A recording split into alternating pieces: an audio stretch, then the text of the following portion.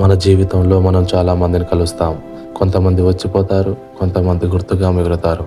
కానీ మన హృదయానికి దగ్గరైన వ్యక్తి, మన కలలకు భాగస్వామి అయిన వ్యక్తి మనల్ని ద్రోహం చేస్తే ఆ బాధ మాటల్లో చెప్పలేం.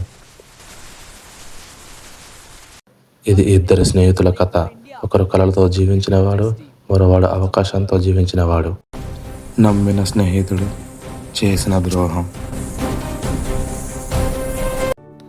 రాహుల్, అర్జున్ ఇద్దరూ చిన్నప్పటి నుంచి విడదీయలేని స్నేహితులు. ఇద్దరు ఒకే బెంచ్. మీరు పెద్దయ్యాక ఏమవుతారు? నేను పెద్ద కంపెనీ ఓనర్ అవుతాను సార్. అతను ఓనర్ అయితే నేను సీఈఓ అవుతాను. మనిద్దరం కలిసి ఏదో పెద్దది చేయాలిరా. మన పేరు దేశం మొత్తం వినిపించాలి. అప్పుడు వాళ్ళకి డబ్బు లేదు, కానీ నమ్మకం ఉంది. ప్లాన్ లేదు, కానీ కల ఉంది. కాలం మారింది. సిటీ లైఫ్, చిన్న గది, ఒకే బెడ్, పాత ల్యాప్టాప్. ఈ యాప్ లాంచ్ అయితే మన లైఫ్ సెట్ రా. మనిద్దరం కష్టపడితే ఎవ్వరూ ఆపలేరు. రెంట్ 2 నెలలైంది. ఇంకో వారం టైం ఇవ్వండి సార్. కష్టాలు వాళ్ళను విడదీయలేదు, కానీ సక్సెస్ దగ్గర పడినప్పుడు పరీక్ష మొదలైంది. మీ ఇద్దరిలో ఎవరు మెయిన్ ఫౌండర్? టెక్నికలీ నేను. రాహుల్ అప్పుడు అర్థం చేసుకోలేదు. మనిద్దరం కదా ఫౌండర్స్. అవునురా, అవి ఫార్మాలిటీస్ మాత్రమే. మీ కంపెనీ రిజిస్ట్రేషన్ పూర్తయింది సార్. డైరెక్టర్ అర్జున్. అప్పుడు రాహుల్ పరిగెత్తుకుంటూ అర్జున్ దగ్గరికి వెళ్ళాడు. ఇది ఏంటి? ఇది బిజినెస్ రాహుల్. ఇక్కడ ఎమోషన్స్ పనిచేయవు. మన కళ మనిద్దరిది కదా. సక్సెస్ అందరితో షేర్ చేయలేం.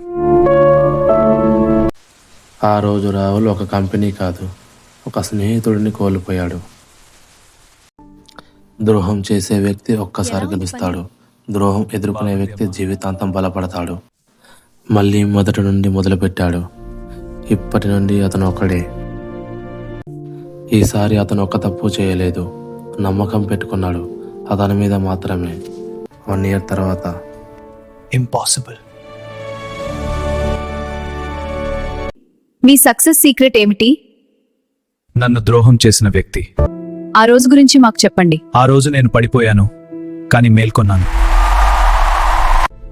You cheated us! We trusted you, John! Are you waiting for this to happen? నమ్మకం కోల్పోయిన వ్యక్తి బిజినెస్ కూడా కోల్పోతాడు. నన్ను క్షమించు రాహుల్. నువ్వు నన్ను ఓడించలేదు, నువ్వు నన్ను మేల్కొలిపావు. స్నేహం పవిత్రం, ద్రోహం తాత్కాలికం, నిజాయితీ శాశ్వతం. మీరు ఎప్పుడైనా ద్రోహం ఎదుర్కొన్నారా? కామెంట్లో మీ అనుభవం చెప్పండి. ఈ కథ నచ్చితే షేర్ చేయండి.